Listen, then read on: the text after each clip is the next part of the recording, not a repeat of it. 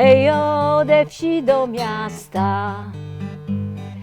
Hej, gościniec prowadzi. Witajcie kochani, i bądźcie nam tu radzi. Witajcie kochani, i bądźcie nam tu radzi. Idziemy do was z pieśnią, że Polskę trzeba budować, bo młodzież pomoże, co zrobi to dobrze, sił nie będzie żałować. Bo młodzież pomoże, co zrobi to dobrze, sił nie będzie żałować. Wielkie brawa, myślę, że wspaniale weszłyśmy w atmosferę Głogoczowa, dawnego Głogoczowa. Jasiu, bardzo miło mi Cię powitać i podziękować za to, że zechciałaś i zechcesz podzielić się swoją historią dla naszego Archiwum Społecznego Wsi Głogoczów.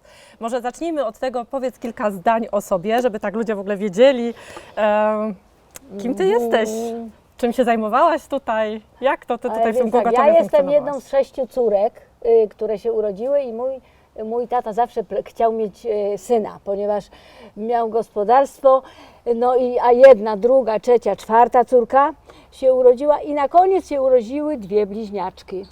No więc już było porobione i ja robiłam zawsze za tego chłopaka. Jeździłam z tatą do lasu, robiłam w polu, poganiałam koniami. Tata zawsze mnie brał, bo wiedział, że ja jestem taka dosyć sprytna. No i potem szkoła podstawowa, no to spokojnie było, jakoś chociaż zawsze ja się tam wyróżniałam, bo lubiłam muzykę, więc była taka sytuacja z takich trochę smaczków, to Wam opowiem, jak ksiądz Krzywański jeszcze mnie uczył religii w kościele, to było, więc przyszliśmy na tą religię, a mieliśmy taką fajną, zgraną klasę i po prostu ktoś mnie namówił, żebym wyszła na chór i zagrała na organach. A to były organy takie stare jeszcze z tym kalikowaniem, no więc jeden chłopaczek tam kalikował, a ja zaczęłam tam, hej, z góry jadą, a ksiądz, a ktoś tam patrzył, był na czatach i ksiądz plebanii zasuwa, aż się mu ta sutanna no i my szybciutko schodzimy z chóru, siedzimy już w ławkach normalnie i pyta się, kto to grał? A ja, no i nikt się nie przyznaje, tak żeśmy ustalili, że nie powiemy, kto gra, ale w końcu nikt się nie przyznaje, więc ksiądz mówi, to dam wszystkim uwagę. No więc ja sobie myślę, no wszyscy dostaną uwagę przeze mnie, więc mówię, proszę księdza, to ja.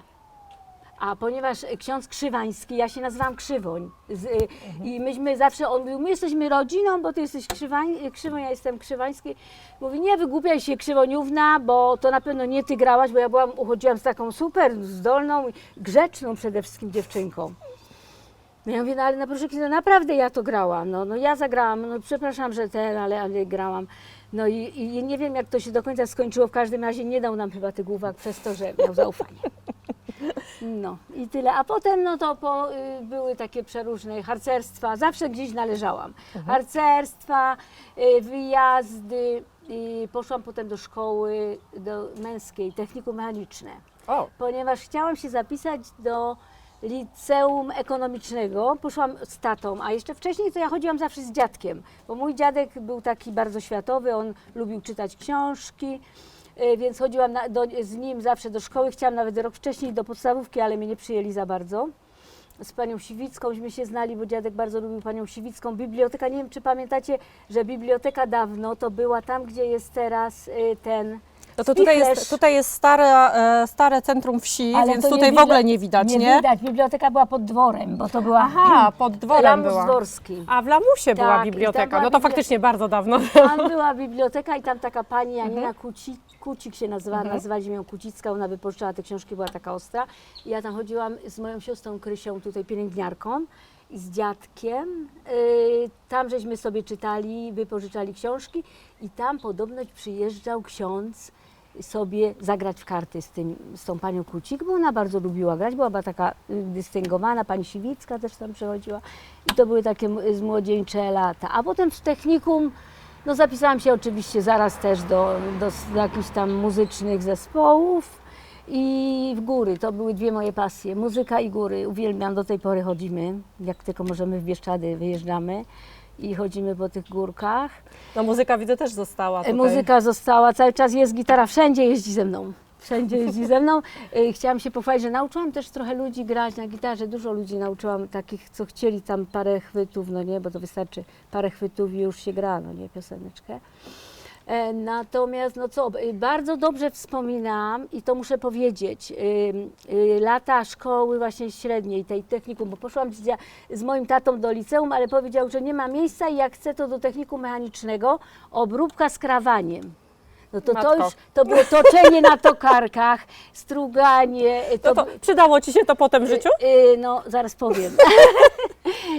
I potem i tak, spawanie na spawarkach, oczywiście naświetlonej i w ogóle wszystko, ale tam nas było tylko 7 dziewczyn, a reszta było 25 chłopaków, także myśmy były jak królowe traktowane, bo nas było mało.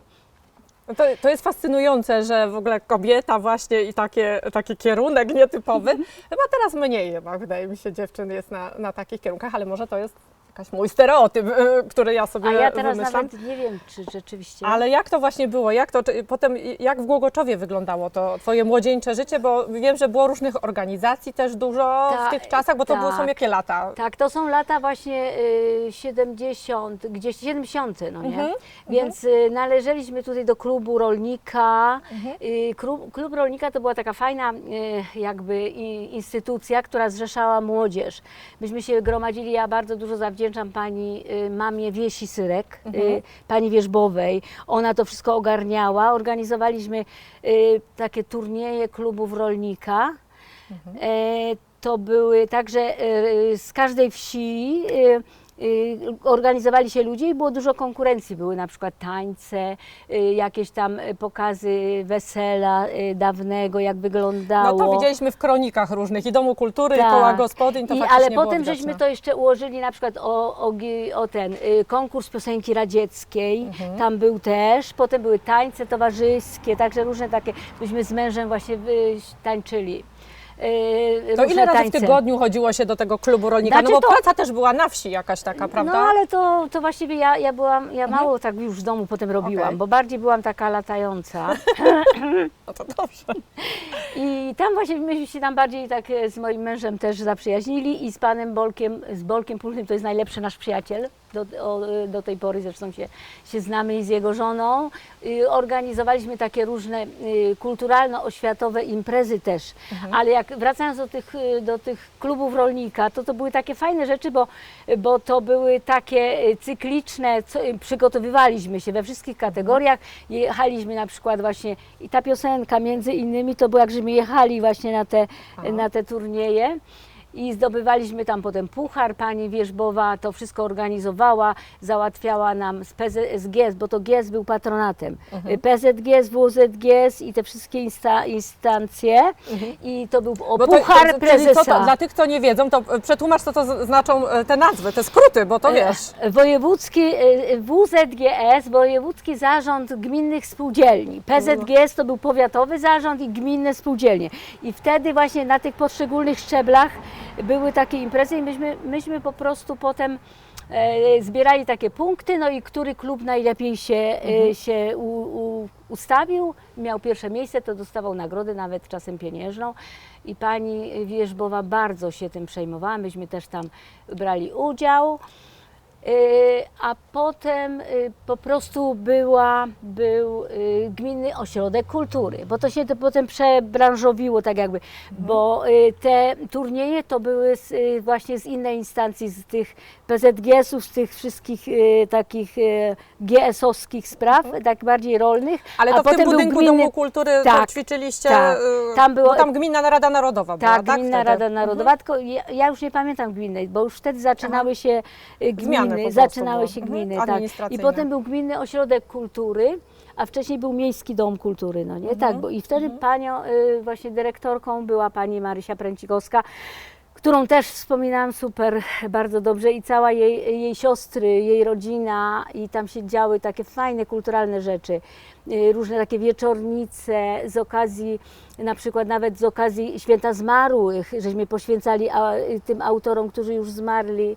i były właśnie takie muzycznie oprawione, fajne te po prostu No, wydarzenia różne. wydarzenia, imprezy i to nas tak jakby łączyło, scalało. Czyli I dużo się działo po dużo prostu się w działo, tych latach. Że... bo my na przykład teraz, no to każdy jest gdzieś w jakimś, gdzieś tam jest inaczej ustawiony, każdy ma telefon, a myśmy wtedy tego nie mieli. Musieliśmy się tam spotkać, dopiero żeśmy się zastanawiali, co dalej będziemy robić, ale no kuligi były, to było też super sprawa, bo to konne kuligi, tośmy musieli załatwić po prostu tych furmanów, żeby mieli sanie. No były zimy inne niż teraz, Zimy inne, umówmy się, piękne, tak? ale tam w kronikach są też na pewno Tak, zdjęcia. tak, były zdjęcia, tak. I to jest po prostu fajna rzecz. Potem były ogniska, oczywiście takie różne figle i wywroty na tych sankach. Czyli to młodzież po prostu Tak, w ten sposób ale to się nie, bawiła. pani Wierzbowa. Wierzbowa zawsze z nami jeździła, bo tam był bigos, ona pilnowała tego wszystkiego, żeby był porządek. Super. No i Czyli tak się zaczęło Twoje zaangażowanie, że tak powiem. Tak. I potem jak to poszło? Bo to ja wiem, że tutaj bardzo dużo rzeczy dla wsi też a potem to poszło tak, że organizowałaś. myśmy się w końcu pobrali z mężem, no bo już żeśmy dość długo chodzili z sobą. Czyli pobraliśmy- poznaliście się w tych działaniach tego klubu Tak, w rolnika. tych działaniach tego klubu, a potemśmy się pobrali i po prostu to wesele nasze było takie pierwsze to konne. Wow. Żeśmy jechali tymi końmi, tam było 7 albo 8 tych dorożek. No to naprawdę. I albo nawet nie wiem, czy ile tam było, nie pamiętam, aleśmy jeździli po wsi, żeby znaleźć takie super, ktoś ma parę koni, bo to musi być para. I to wesele takie było nasze inne, na tych koniach, żeśmy przyjechali do kościoła. Ksiądz Krzywański nam dał ślub, on zresztą mnie zawsze poważał i chętnie nam ten ślubu udzielił. No i po ślubie, no to zaczęło się, wiadomo, bo ja jeszcze pracowałam, i pracowałam w związku z tą moją szkołą, no nie, z tym technikum. Chciałam jak najbliżej pracować i się okazało, że Spółdzielnia Kółek Rolniczych, tak zwany SKR, ma taką swoją filię, zakład usług mechanicznych, ZUM się to nazywało, w Głogoczowie. To jest właśnie kółko rolnicze nasze w Głogoczowie.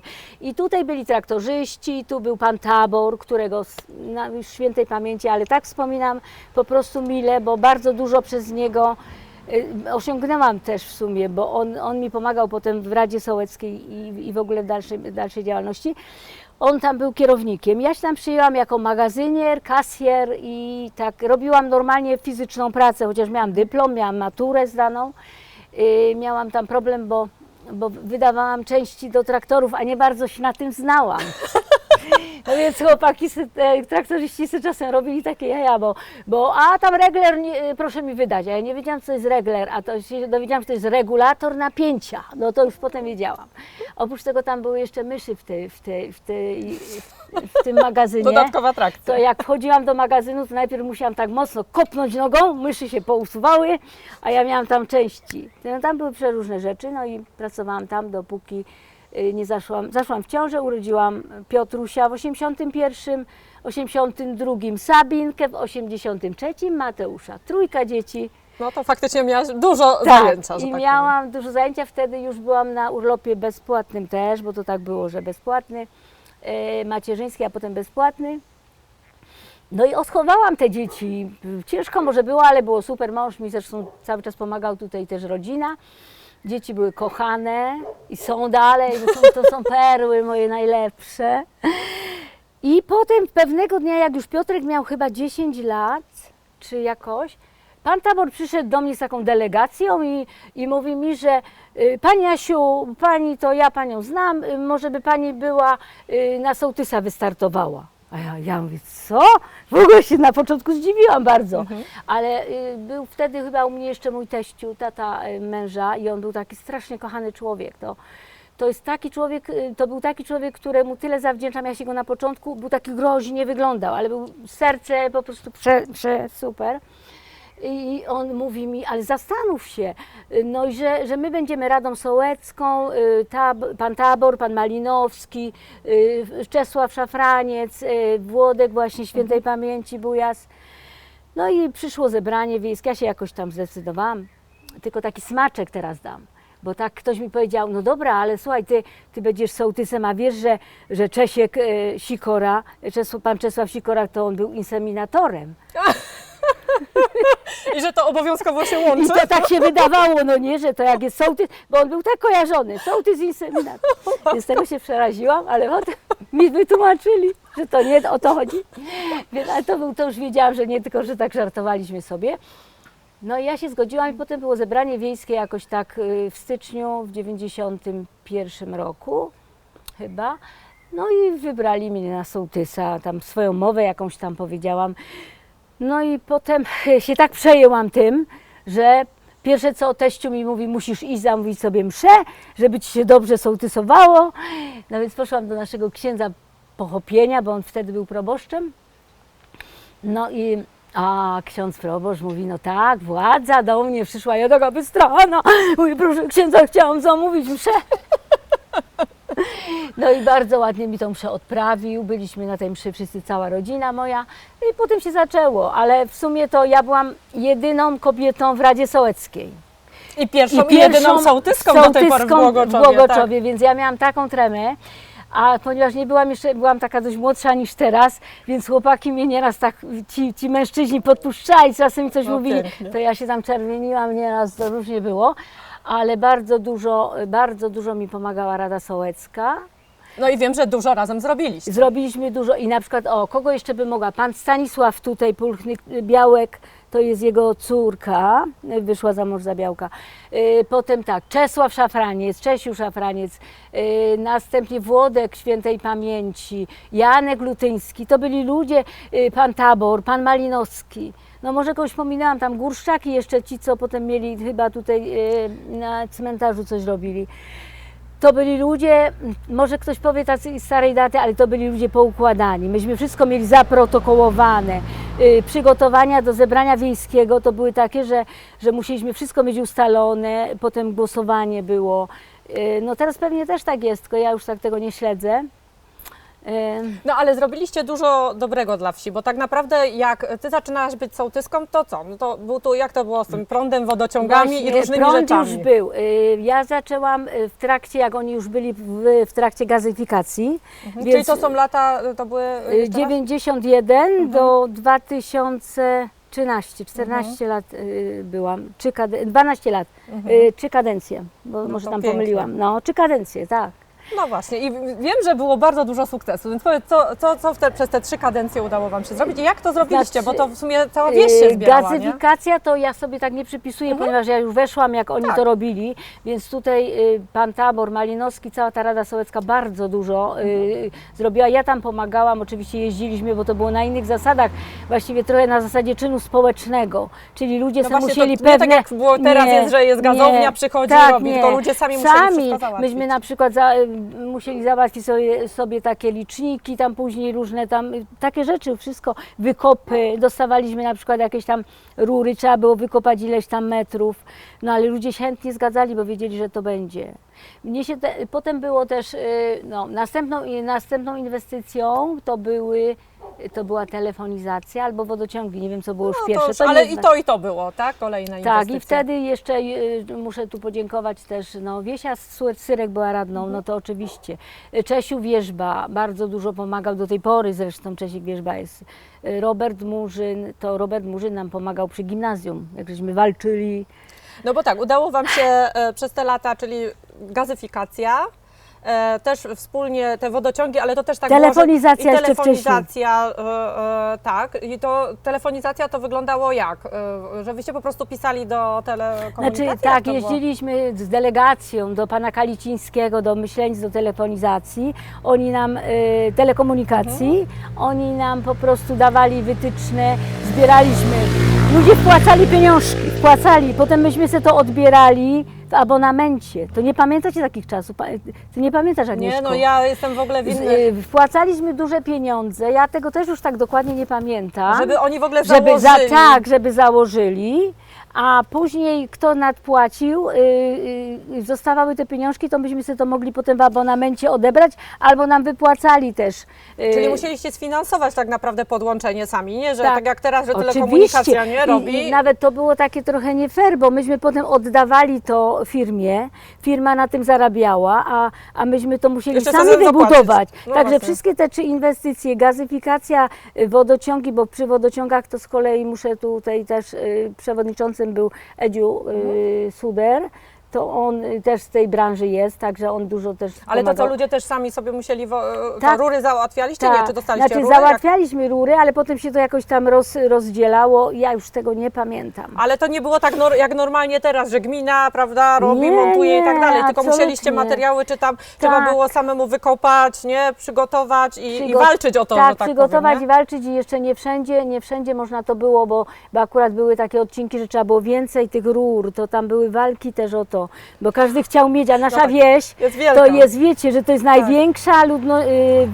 obszarowo 16 km². To jest największa wieś, dlatego ja zawsze walczyłam, że ja mam największą wieś, ja muszę mieć najwięcej żwiru, bo to jeszcze było tak, że żwir, przepusty, to były walki. Ale to jest do tej pory, ja myślę. Tak, tak, to ja już oczywiście. teraz nie wiem. Więc tutaj było, ale potem jak żeśmy to sfinalizowali, no to była radość straszna i szczęście, że się nam to udało zrobić. I tak razem społeczności, prawda?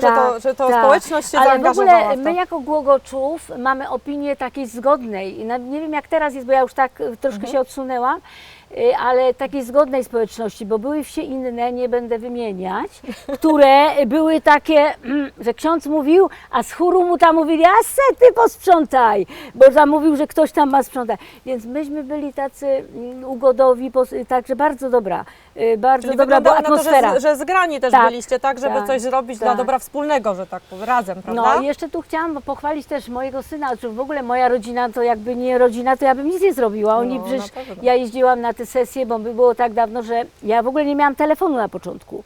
Bo No bo obiecali, jeszcze że telefonizacja nie było, nie? Tak, nie było, a telefon, że mi podłączą, bo każdy sołtys musi mieć telefon. A się okazało, że do mnie było tak daleko, że nie opłacało się budować sieci, więc ja potem sobie załatwiłam telefon komórkowy, no i jakoś potem dostałam chyba dotację jakąś za to, że taki zwrot, bo tak no to jeździłam, a jak chodzi o taką obsługę, to Mateusz, mój syn, mi robił wszystkie takie sprawozdania, protokoły na zebrania. Tośmy siedzieli nieraz w nocy, bo w niedzielę zawsze rano, porannej było zebranie wiejskie. Więc na tym zebraniu... Ale mieliście tylko raz w roku jak teraz, czy częściej Dwa razy. było? Dwa w razy roku. przynajmniej było 2 razy, bo zawsześmy uchwalali plan, bo to musiała być uchwała zebrania wiejskiego, żeby można było Przez cały rok to robić, tak? A co potem było robić. podsumowanie, I jeszcze tak? i jeszcze były walki, no bo każda dzielnica chciała mieć u siebie ten asfalt, czy Tak. te przepusty, czy cokolwiek. Więc to trochę było takie, ale jakoś te zebrania były takie, bardzo dużo było ludzi, nieraz że nie mieliśmy już w ogóle miejsca, że ludzie byli zainteresowani bardzo, no bo nie mieli tych inwestycji. No inaczej wyglądał też, wieś inaczej wyglądała, prawda? Tak, no nie było tak. tak tyle asfaltu i wszystkiego, więc... Tak, no było ciężko i te drogi były jakie były, każdy chciał chociaż trochę, ale oprócz tego jeszcze ja tam rozprowadzałam jakieś takie drzewka, takie, co można sobie było na przykład jakieś klony czy lipy. To też było znów z Wydziału Rolnictwa, ale to też związane było z sołtysem. To ludzie Aha. sobie mogli przychodzić. Czyli, a sołtys też pobierał wtedy podatki tak jak Tak, teraz? ja pobierałam podatki. I tak. coś jeszcze oprócz tego A były jeszcze jakieś chciałam inne? powiedzieć, że taką jedną charakterystyczną rzeczą, której teraz nie ma, to było to, że ja musiałam, bo pan Sikora, poprzednik mój, przekochany człowiek, świętej pamięci, pani żona jego też, on był bardzo długo sołtysem i on przyzwyczaił ludzi, że po kościele, po rannej mszy wychodził za płot i głosił, słuchajcie, tu w tym tygodniu będzie to, ja to musiałam robić. Więc w każdą niedzielę niektórzy se szli tam na sumę, niektórzy w ogóle jechali gdzieś, a ja musiałam się przygotowywać i miałam tam spisane trochę, co się nauczyłam, stanęłam za tymi balaskami i tam, słuchajcie, w tym tygodniu, ale zawsze tak chciałam to okrasić jakimś takim humorem. Chociaż, no bo ludzie gadali, nie wszyscy No słuchali, tak, niektórzy tak. zapalali Ale to jeszcze samochód. mikrofonu nie było, tylko Nie, trzeba było krzyczeć. krzyczałam ile mogłam. to było też takie charakterystyczne. Teraz już tego nie ma. Chyba kantor próbował jeszcze to robić. No ale ludzie Janek. zaczęli samochodami chyba jeździć i szybko odchodzić i już to się Tak. jakoś tak przeszło. Ja Ale to nieraz- faktycznie był taki klimat. Ja nieraz nawet coś takiego fajnego, no bo to były takie rzeczy, że nie było się jak kontaktować z ludźmi. No tak. Więc ja musiałam to im powiedzieć, że na przykład teraz będziemy wydawać to, czy tamto, więc oni musieli, kto chciał, to posłuchał, ale zauważyłam, że tak z biegiem czasu to ludzie zaczęli słuchać, bo wiedzieli, że czegoś może się tam dowiedzą. No i tak.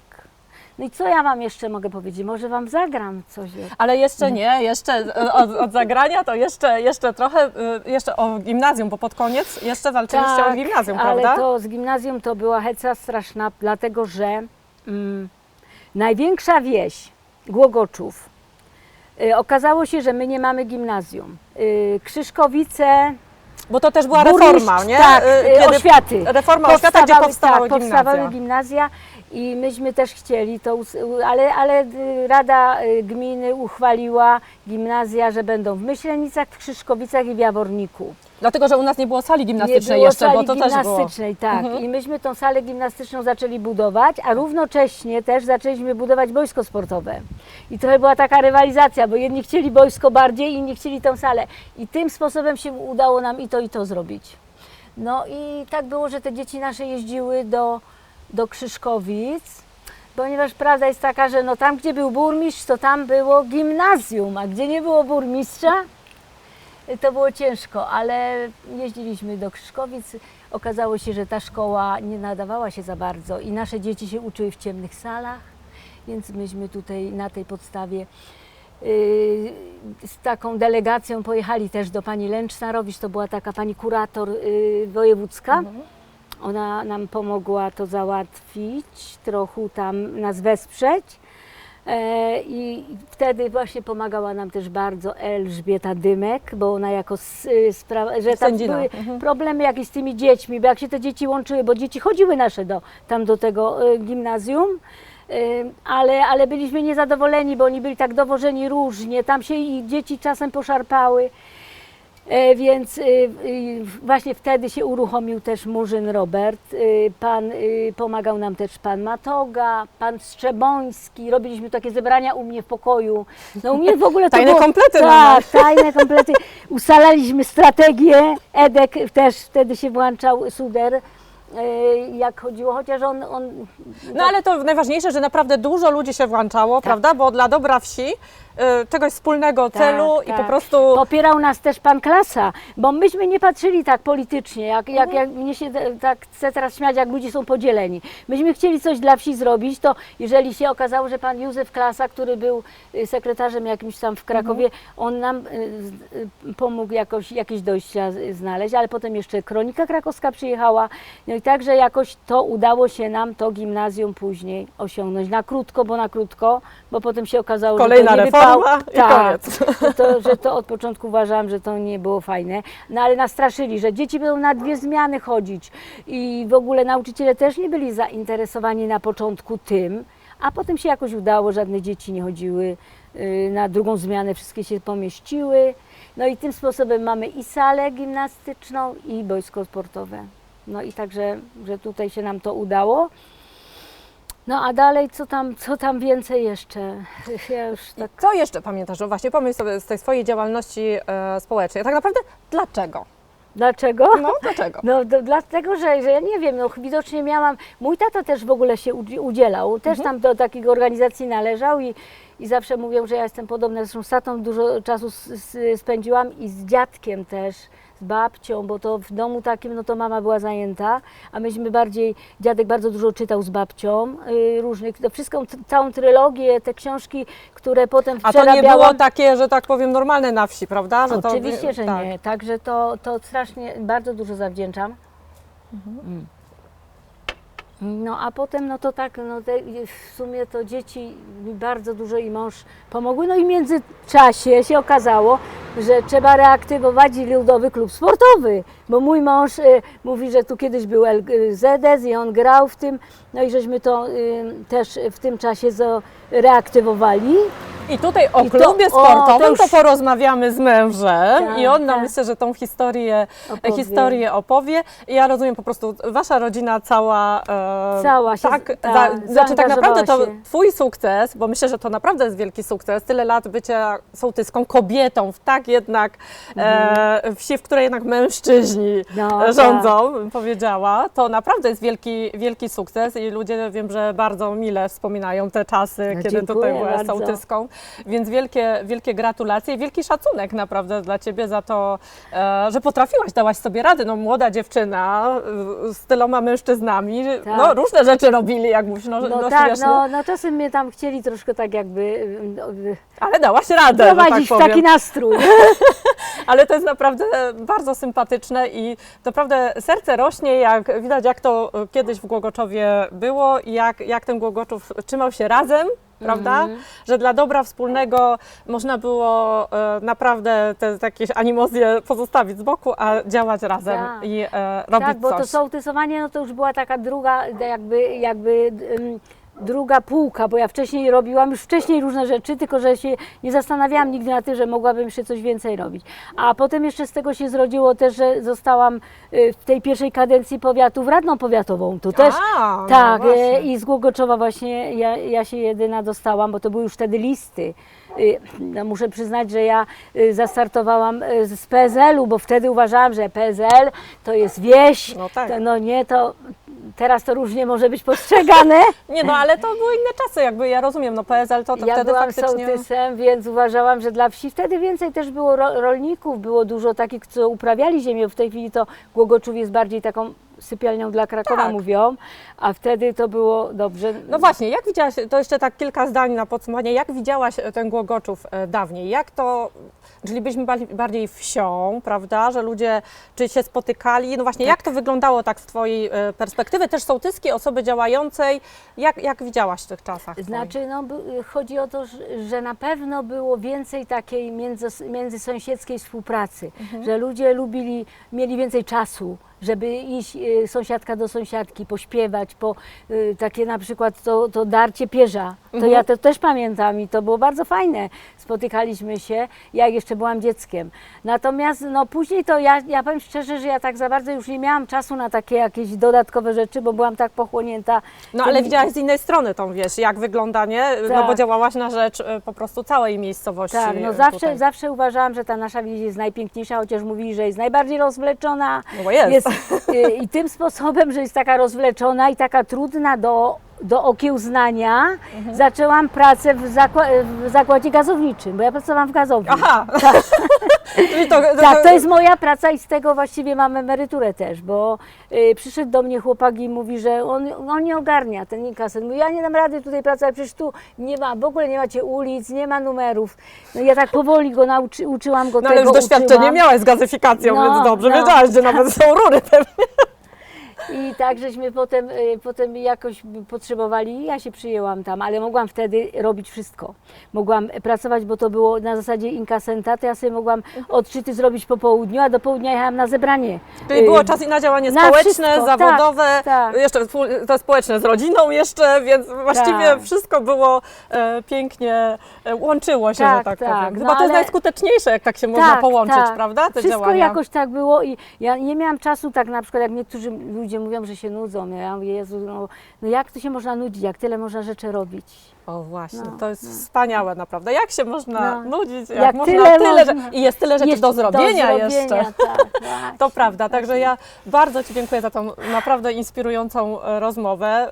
Cieszę się bardzo, że zechciałaś, zgodziłaś się w ogóle tutaj Dziękuję podzielić bardzo. swoimi doświadczeniami z naszym archiwum społecznym. Myślę, że tak, duch kobiecy bardzo się przyda w tych naszych rozmowach i takich aktywistki, prawdziwej społeczniczki. I doceniam też właśnie i Twoje zaangażowanie i całej rodziny i naprawdę aż serce rośnie, jak to kiedyś wyglądało. Dziękuję bardzo. Dzięki bardzo, dziękuję. To może zaśpiewam tego Okudżawę mojego, bo to jest utwór taki, zresztą jeszcze Wam nie mówiłam, że ja brałam udział w tych konkursach piosenki radzieckiej i tam osiągnęłam też Jakiś chyba by... Ja nie wiem, czego ty nie osiągnęłaś, bo jeszcze nie powiedzieliśmy, tutaj jeszcze jakieś inne medale są to jeszcze. było- A To tak! już w ogóle jest niesamowita kobieta. A to zaśpiewam wam, to jest przybylska śpiewaty Żokudżady. Wybaczcie piechocie, że tak nierozumna czasami bez tchu. My zawsze w pochodzie, gdy wiosna nad ziemią szaleje od bzu. Jak długo tak można, bezdroża mokradła i błoto i piach i wierzba przydrożna. Jak siostra pobladła, zostaje we łzach. I wierzba przydrożna, jak siostra pobladła, zostaje we łzach. Pięknie, brawo. Dziękuję również, było mi bardzo miło. A jeżeli kogoś pominęłam w tych moich wspomnieniach, to przepraszam, bo chciałam wszystkich docenić.